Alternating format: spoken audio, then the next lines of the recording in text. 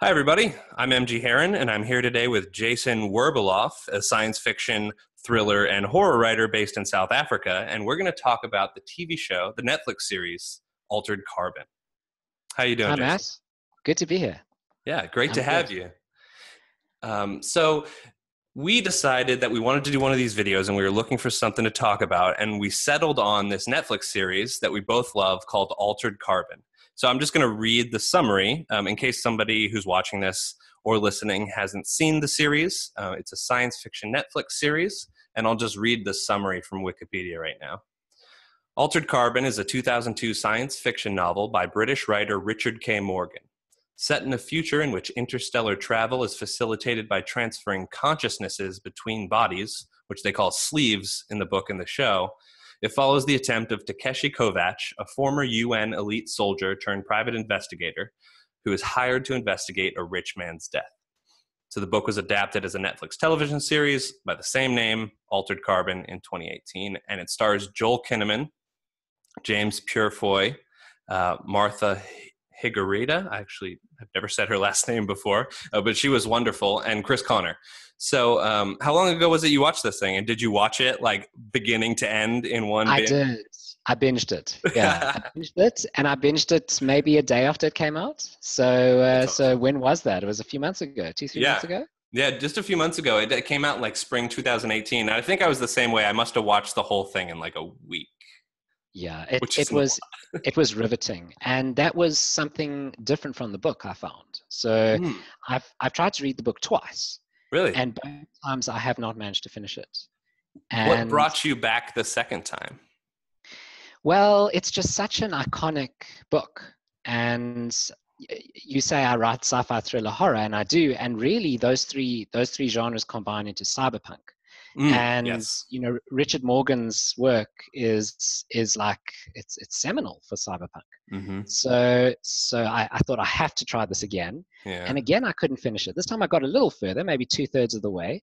And I found that the series it didn't stall me where the book stalled me. The series felt the pacing was so good. Yeah. I Yeah. just felt very comfortable and entertained throughout. I didn't have to do any work.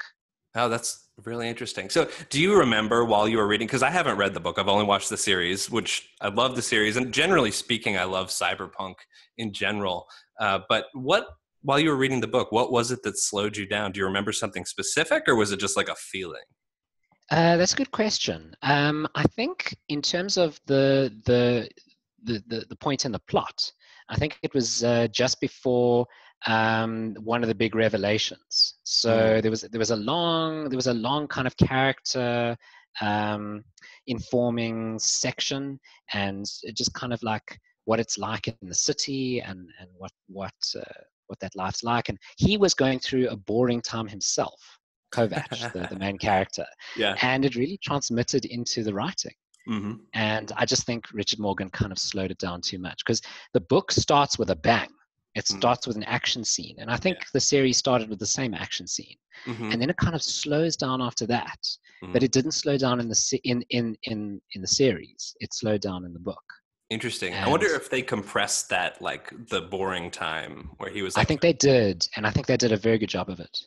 That's interesting. Yeah. So the series opens when they get attacked, right? And Correct. Same in the book. same in the Yeah. book. Okay. And Kovac gets killed. And that's not a spoiler because it's literally the first scene in after the title Yeah. sequence. Then he like gets attacked and he gets killed because the whole hook into this story is how transferring consciousness between these planets works. Right. So, I mean, it's interesting because you mentioned it as part of the introduction, this Hmm. idea of transference of consciousness over space. And it plays such a small role, it feels to me. It Hmm. kind of plays a role in the setup of the story, right? Yeah. So he wakes up a long time later on a different planet from when he's been murdered, well, dispatched by the police. Um, and then we never hear about it again.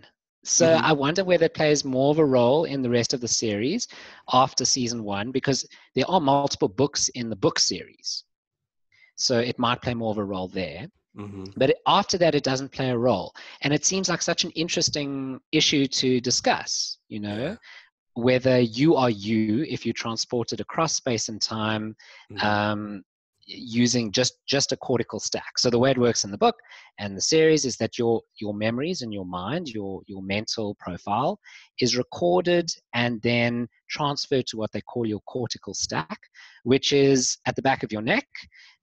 It's this like disk. It's a storage device. It stores you, and you can slip that out and put it into another body, which they call a sleeve. And you can transmit that. It's information, right? It's like a program. You can transmit that like we could transmit information over the internet. We can transmit it over any network, even if that network scans or spans galaxies. So long as we can transmit it, you can move. And it's such an interesting question whether you do move from one to the other. Yeah. Now, and you could explore I've never read the books, but I'm curious in the rest of the series if they explore like the philosophical ramifications of like, are you actually killing yourself and being transferred over? Is it still you? Is there like a third you? Yep. And I think they actually play with this in the series, the TV series as well, because at one point there are doubles of some characters, and the way that the rich people survive is to have multiple sleeves of themselves, so basically multiple grown clones of themselves, and if they get killed, then they just get transferred into another sleeve and they're back to normal. Yes, but they cheat. Yeah. So the real question is, let's say I'm cloned into two sleeves simultaneously, which one am I? That's an interesting question, right? So the way they get around that in the story is they don't ask the question. They say you can only have one sleeve with your cortical stack operational in it at once. You can grow multiple sleeves, but you can't put your information in multiple stacks. So they have this law against it. And because they have this law, they avoid all these issues, these interesting philosophical issues, which is a bit of a pity. I was kind of, I was waiting. Yeah, I was hoping for it. Yeah.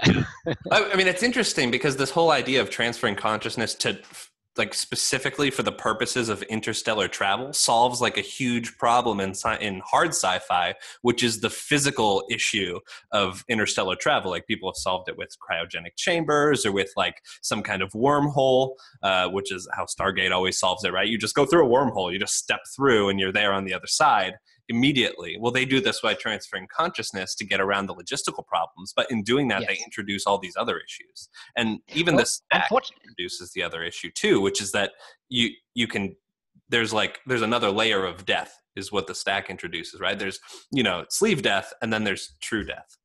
Right, where true death is losing information on that stack. So if someone shoots out the stack and the stack hasn't been backed up, then you've got true death. You're done. Really interesting issues start to arise around time. So what is the gap between when you are backed up and you are restored, which is at the heart of the mystery in the story. So what happens is that Kovacs, our main character, he gets killed and then woken up many, many years later. I'm not sure how many years are between his killing and his waking. I don't think they tell us. I think it's like a couple hundred years though, right? Well, the whole story is set 300 years from now. I'm not sure how far into the future Kovacs is killed. But yeah, there's certainly a time span, there's a gap. And in that culture, the way it works is that if you've done something terrible, you aren't put to death. You're just frozen. Your cortical stack is put on ice, and then you work much later. So in that sense already, it's central, this idea of time, that there's a discontinuity between your former self and your future self.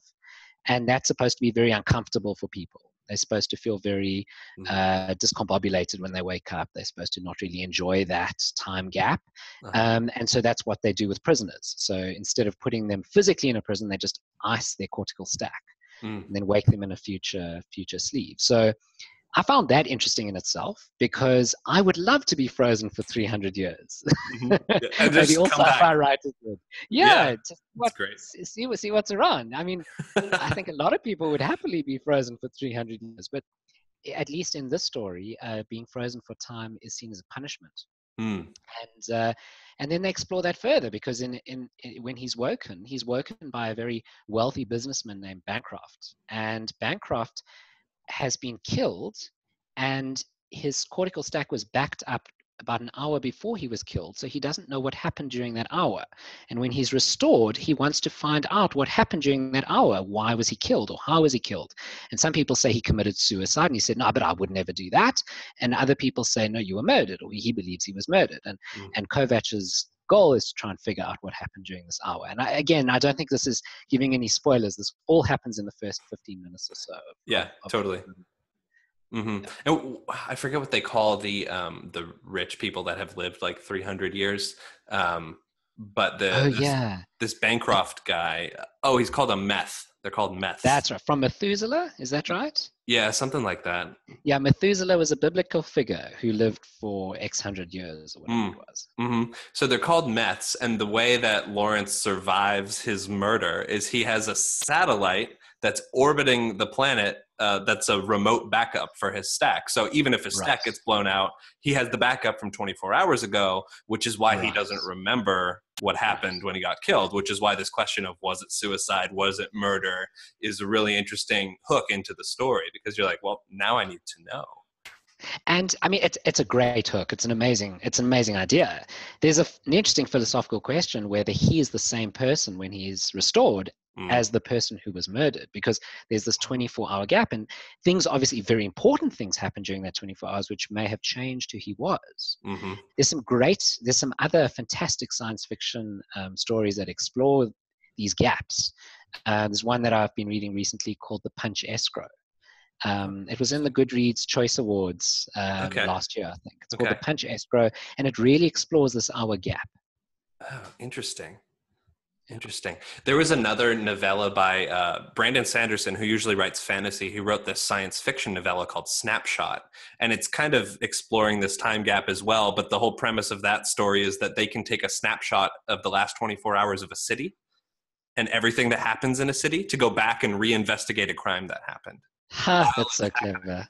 But it's really interesting the way you said that was Bancroft, the guy who was murdered, the same person, the same guy as the Bancroft that was restored after his murder, which brings us to the question of, can people change in 24 hours? And just which is the central question of fiction in general, which is people changing, and do they change, and what makes them change? Yeah, and in fiction, often those changes happen very quickly. Mm-hmm. Maybe even within 24 hours, within 5 or 6, you can have drastic events that happen to people very quickly. And within 24 hours, this character is a completely new character. Mm-hmm. Yeah, that's really interesting. I feel like this whole show is really about this whole idea of change versus stasis, right? Because the extension of people's lifespans really puts into question whether people need to change at all, if they're going to stay the same person over 300 years.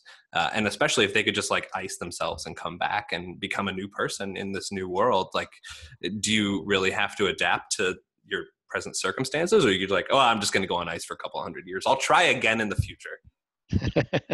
Yeah, I'll just go on ice again. I mean, it's one of the threats that Bancroft holds over Kovac's head. Mm-hmm. He says, if you don't work for me and you don't find my killer in X amount of time, I'm going to put you back on ice. Mm-hmm. Which actually isn't very motivating for Kovacs, because he's like, cool, dude, that's fine. I'm going to go back on ice anyway. Well, that's, I think, how he should feel. I wouldn't mind going on ice for any amount of time. But he doesn't seem to feel that way. Yeah. He seems to quite dread the idea. That might be a conceptual problem for the book and the series. Yeah, I mean, it's interesting because there's this whole sequence, I think it's in the first episode, where he comes out, he gets the assignment from Bancroft, it throws him for a loop, and then he goes on a bender where he's like doing all sorts of drugs, and he's like, I'm just going to go back on ice. I don't want to deal with this crap. Yes, that's true. He does do that. But then later he's like, oh, well, maybe I have some attachment to this world. And he starts like making friends with the detective. And then he makes friends with this sentient AI in this hotel he's staying at. And then once he has like, connections out into the world. And I think there's probably also some part of him, because basically Kovacs is supposed to be this super soldier, the last of the super soldiers that they brought back to life. And the super soldiers were basically in part invented to combat and prevent what was happening with the meths, which is people accumulating wealth and the ability to extend their lives and just becoming basically like the new aristocracy. Right. I think that really upsets him. Like that moral dilemma of like, oh, all these people that I was supposed to have prevented or eliminated have taken over the world. That really and now I'm working for one of them. Yeah. Yes. Yeah. Yeah. Yeah. That's a bummer.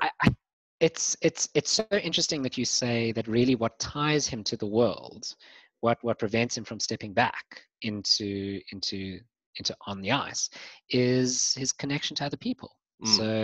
So it's not really his personal goals that matter too much. It's more about his relationships. Mm-hmm. Yes. Relationships to people living and in his past. Yes, because of course what happens is as soon as you get put on ice, the world goes on without you. And those people are then long gone when you wake up. Mm-hmm. Yeah. So one of the main criticisms of Altered Carbon after it came out, and of course I think there was a bunch of really positive criticism as well, but one of the things that people were saying, and I kind of noticed this myself, although I'm a big fan of other TV shows that share this trait, like Game of Thrones, for instance, is that one of the criticisms was there was too much violence of the show.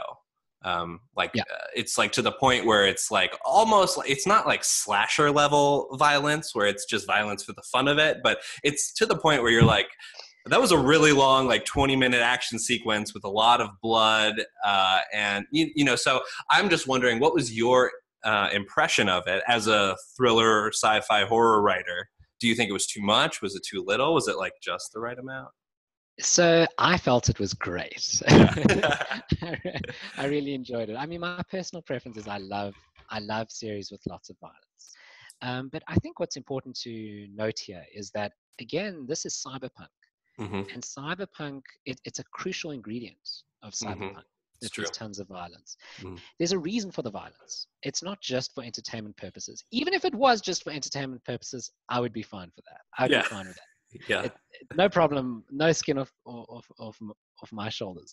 But I think that the violence is important. And what it does is it conveys a sense of a world where life doesn't have intrinsic meaning. And that's critical to the story and the philosophical issues being discussed. You know, the question I think that's being asked throughout, and there's lots of questions, but this is one of them, is what is the value of life? Is the value of your life in your body? Well, obviously not, because you can just switch out sleeves, right? Is the value of your life in your cortical stack? Well, no, because your cortical stack can be blown out and you can be backed up and restored into another one. So what is the value of your life? And that's expressed viscerally and sort of in the tone of the series when multiple people are killed for no apparent reason. You know, there's just lots of people just being killed all over the place in horrifically gruesome ways. And it's really supposed to convey the sense that life is meaningless.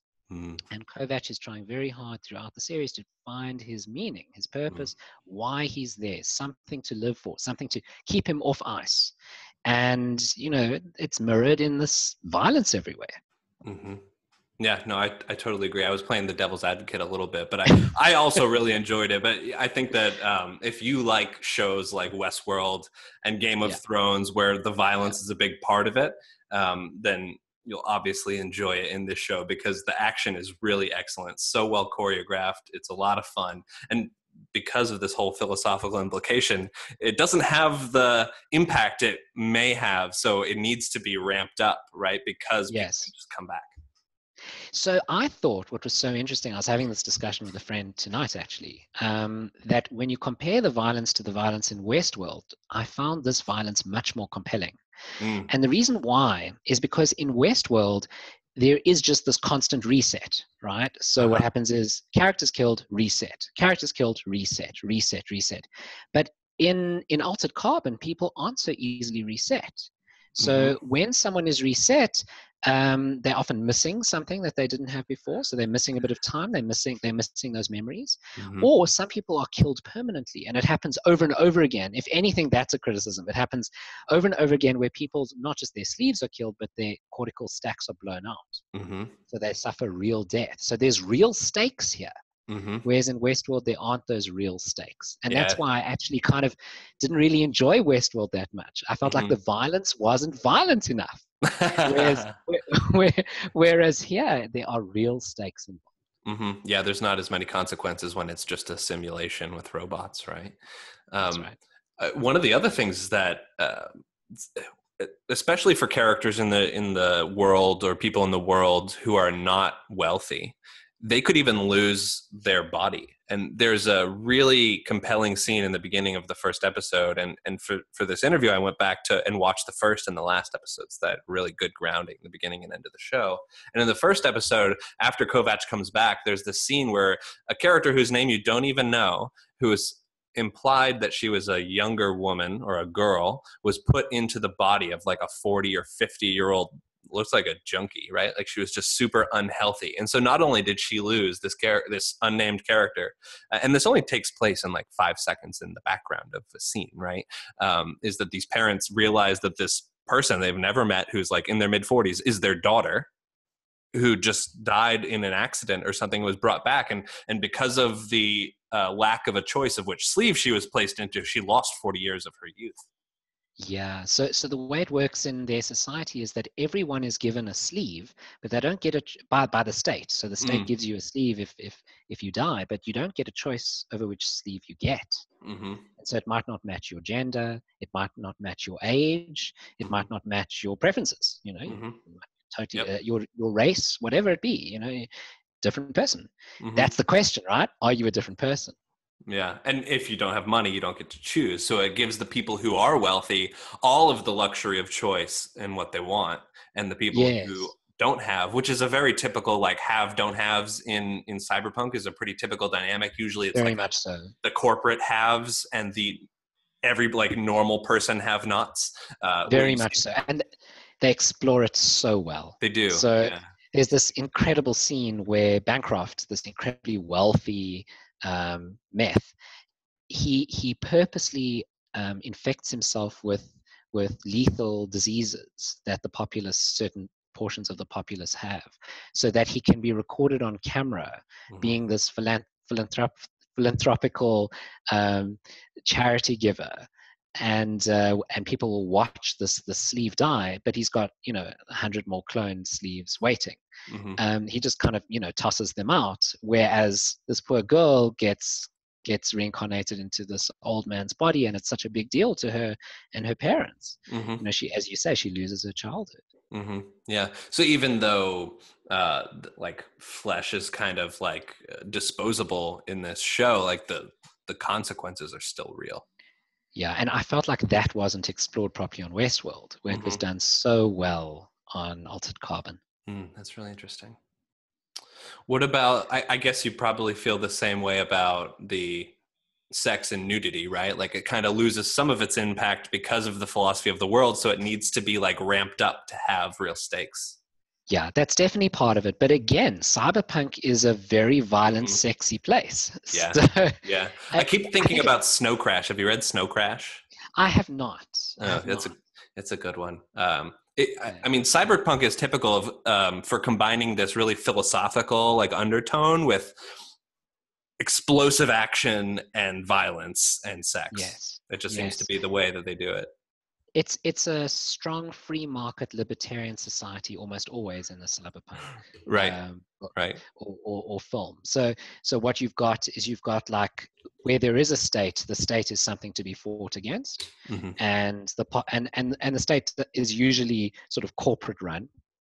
And there's no respect for human life, there's no respect for human dignity, and that carries through to violence and through to sex. So bodies are just a commodity, and what's valued most is information, and the information being your mind, and what's valued least is your body. And so you got this like market of free sexuality and free gore and violence. I find those kind of settings fascinating. I like to write in them. I love to read them. It's great. I mean, I think it's just fascinating because it really gets to the core of what are we? What do we find valuable? And also it kind of seems to be, at least the way that these cyberpunk authors have predicted it, like the trajectory of the civilization that we're living, like very materialistic, very focused on money. People who have money win and people who don't have money lose. And it results, in their minds at least, into this corporate run world.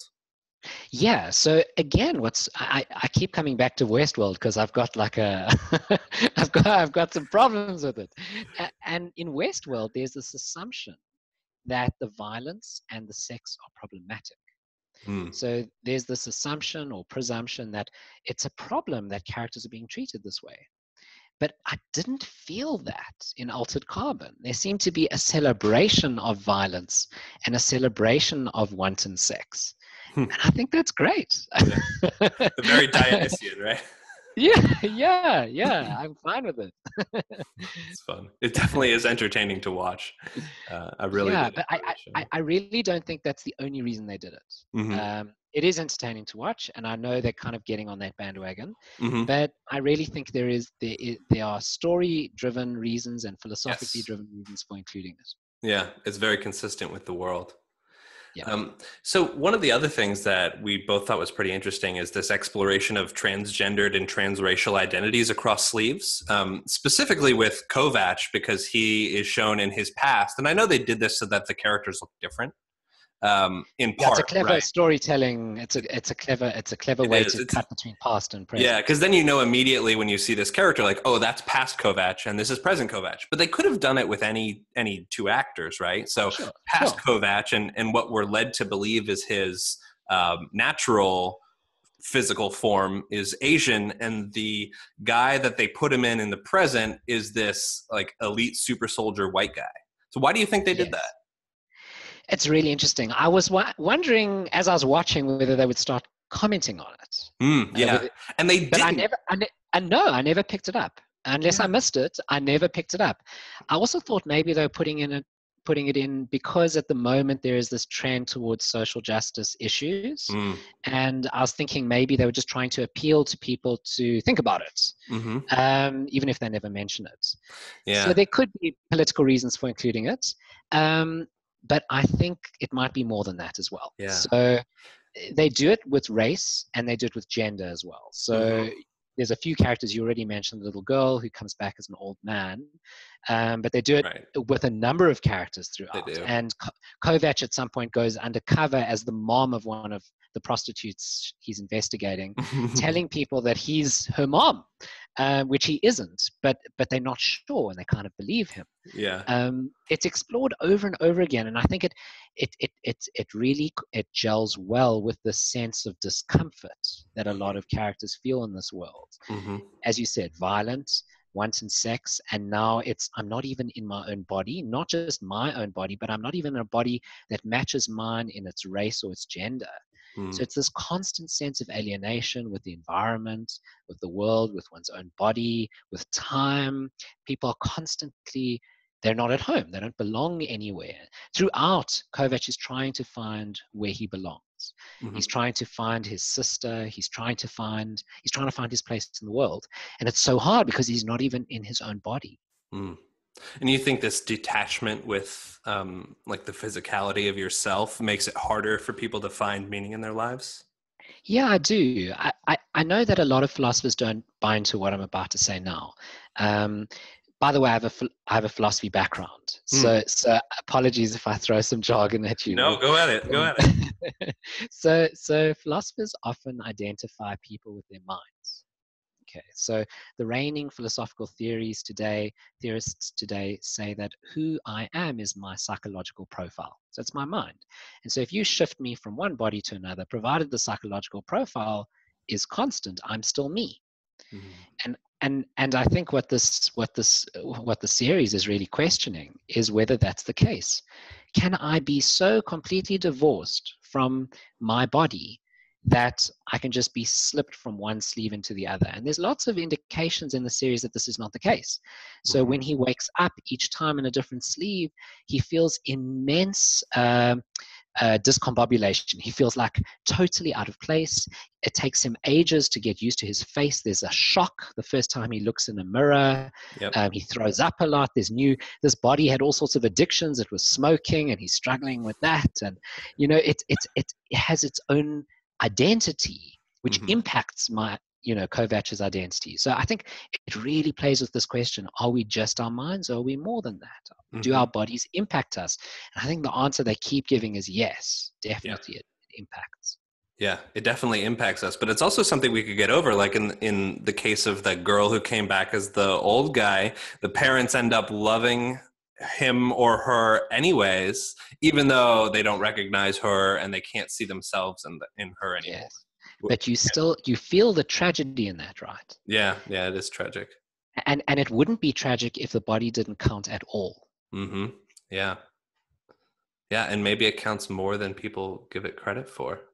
And I mean, Go ahead. Sorry, go ahead. think about the characters that it doesn't matter for in the series. Yeah. So the meths, they don't care about the bodies at all. Right. And the way that the series portrays them as these heartless monsters who've lost their identity. So it seems like to really retain who you are, you've got to feel where you are. You've got to feel in your body. And with the meths, it seems like the physical deception of life is like commonplace for them, right? They'll just like hop into somebody else's body and pretend to be them. They'll betray them in really like meaningful ways and then pretend it doesn't matter because, they don't care. Yes, and that seems to be rooted in the sense that they can just hop. They can hop from one body to the other, and they've lost a sense of value. Like they don't know what matters to them. Whereas those who are tied to their bodies, who have nothing else, who can't just hop, everything in life takes on meaning. Yeah.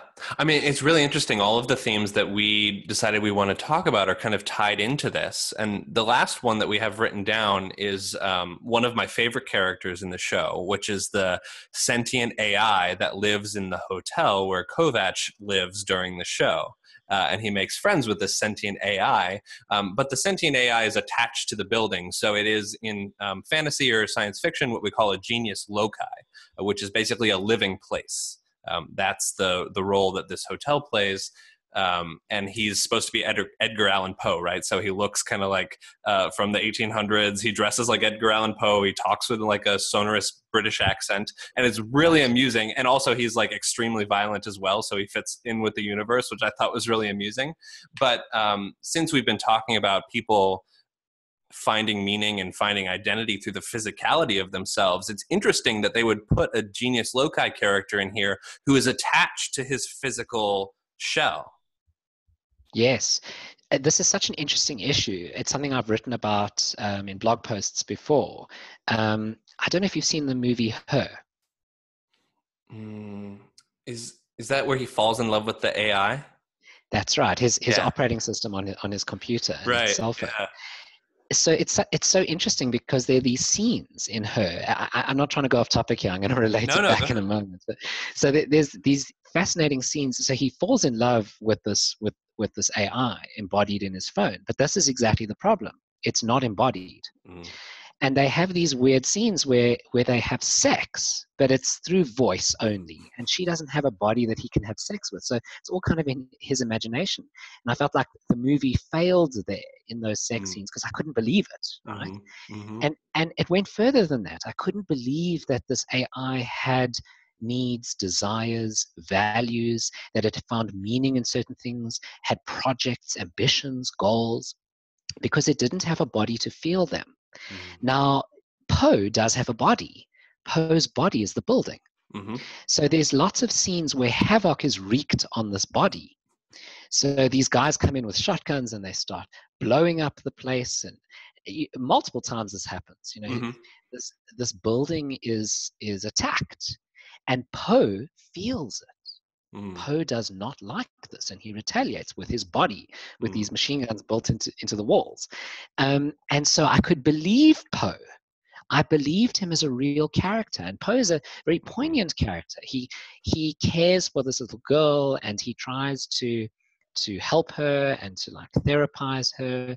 And he's a really interesting character, and I like him as a character in ways that I couldn't sympathize with Samantha. I think it was, what was her name? Was it? It was just played by Samantha, a Samantha actress. I can't remember her name. But the point is, I couldn't sympathize with the AI in her, but I could sympathize with Poe because he had a building as a body. Yeah, it gives you like a thing to relate to almost. Yes. Yeah, I can't imagine feeling things if I don't have a body. Right. Yeah. Because then you're just an intellect. You don't actually have any Yes. like senses. Yes, exactly. And I suppose like it's not like you don't see Poe flinch in pain if a shotgun goes into his wall, but he obviously cares about it because you see how he reacts to it. And he also Yeah. cares, it seems like what he cares most about is the guests that accept his hospitality. Right. So, and the Yeah. hospitality is inside of his body. So anything that is accepted there and is a guest in his house, he seems to protect. Yes, and what's so interesting is that in this world, Poe and other hotels like Poe are empty. Mhm. And the reason they're empty is they become too emotional. They become totally attached to their guests, Yeah. right? Yep. That Yep. they're hyper emotional I because forgot they have about these that. huge bodies. They've got these huge feeling bodies. I mean, Yeah. imagine like hundreds of people living inside you, like Mm. hundreds of people spending time in these hotel rooms. Mm-hmm. So he feels immensely attached to his guests, so attached that people advise guests not to go. Find a Mm-hmm. non-AI driven hotel. Um, It's funny too, and aren't like the AI-driven hotels? They're supposed to be like insane, right? Like, oh, they've lost yeah. their minds, right? And it's probably because people stopped staying at them because they got too Yes. attached. So they got too attached, and Yes. people stopped going to them, and then the AIs reacted to the lack of having guests because their whole purpose is to Sure. show their So they hospitality, and when they became can't even do more attached right, and right, more desperate and more yes, clingy. because they Yeah. lost their meaning. Yeah. But you can see there's a strong character there. There's a Yeah. character that needs something. Mm-hmm. This hotel needs guests, and you believe it. You Mm-hmm. can believe it because there are visceral implications and consequences. Mm-hmm. People get shut up. Yes. Yep. There are visceral implications, Mm. and I couldn't feel those visceral implications with her, with the Mm-hmm. operating system. Yeah. So bodies are so important, even if it's in the form of a building. Uh-huh. And they did a great job in the show because they actually personify him. He looks like Edgar Allan Poe and he's like the concierge behind the desk, but he's also the building. I feel like this doesn't work as well in stories where it's like a living, usually like in a fantasy or science fiction book, it's like a planet or an island that happens to be living. And sometimes it works if they make the place have a personality. But it doesn't work Yeah. if it's just like this amorphous evil. Like anytime you step on the island is evil. It's supposed to be like a genius loci, but it doesn't necessarily work in the story all the time unless it has a personification somehow. And that makes Poe maybe one of the most relatable characters in the book, and definitely the most entertaining. He's often the comic relief. It's a very good point. And there's this very interesting question around what kind of manifestation is too disparate and too far away from a person's body to count as personification. So maybe the problem with the island or the planet is that it's so unlike a human body that Right. it's difficult for us to identify with it and then relate to it as a body. Mm-hmm. Whereas a building, maybe it's easier. Mm-hmm. This, as you say, there's such personality in that building, the way it's decorated, the lighting and the music, and it feels like it's got a character. Mm-hmm. Whereas it's harder to do with an island. It's harder to do with a planet because it's so variegated. It's so large. It's harder to imagine it as one thing. Mm. Yeah. And I guess in this world too, because they've basically downloaded a person's consciousness into this cortical stack, if you can put a person's consciousness in this little device, is the AI any less than human or any more than human? It seems like the AI is almost on a level with human. Well, in one way, that the AI seems more human. I mean, Right. Kovacs this whole time is struggling to connect with people, Mm-hmm. right? He eventually does manage to connect more and more with people, and that's what ties him to the world. Mm-hmm. Poe is so connected. He's Mm-hmm. desperate for guests. He. I just keep So laughing because his character is so funny in the show. it's a great character, It fantastic is. character. Yes. He reminds me a bit of the Doctor. The Oh, Doctor yeah. I'm talking about in Star Trek Voyager. Mm. So the Doctor is not desperate for connection in the way Poe is, Mm. but he has such personality, Yeah. and And the question in Star Trek Voyager is the Doctor real? Is he not real, but is he a person, right? And here the question is Poe a person? And in both cases, the Doctor seems like sometimes more of a person than the crew. He loves opera, and he has these escapades, and he falls in love, and in very like naive ways. And Poe is very similar. He's kind of a very naive character that kind of devotes himself completely to people in a way that many people won't. So he seems like defenseless. His ego is defenseless. And that seems to qualify him in the reader's books or in the viewer's books as superhuman. Not superhuman as an amazingly human, but superhuman as in definitely human. Or definitely a person. Yeah, definitely. It's interesting. I wonder if they ever explored the idea of putting one of these AIs in a cortical stack, because that would be a real trip for this universe if that happened. Interesting. There is a scene I don't want to put in spoilers here, so I won't talk too much about it. But there is a scene at the end where there is a physical manifestation of Poe that's depicted, and there's this question around where he stays, where he lives. Yeah. Just like the cortical stack. Well, I definitely hope they come back in season 2 and explore some of these other issues that they didn't get to explore, like this whole transferring consciousness across the universe for interstellar travel. I would love to see that become a plot line in the sequel. And, I don't know if they're going to make a season 2, but let's hope they do, because that would be awesome. Yeah, definitely. Yeah. Was there anything else you wanted to bring up about the show, or any points we missed that you found particularly interesting? No, I think we've covered pretty much everything. I just want to end off by saying it's just such an awesome show. It is. It's one thing to kind of discuss the issues that it raises, and even bad films can raise good issues. But this just happens to be a really good series. Yes, it works on a lot of levels.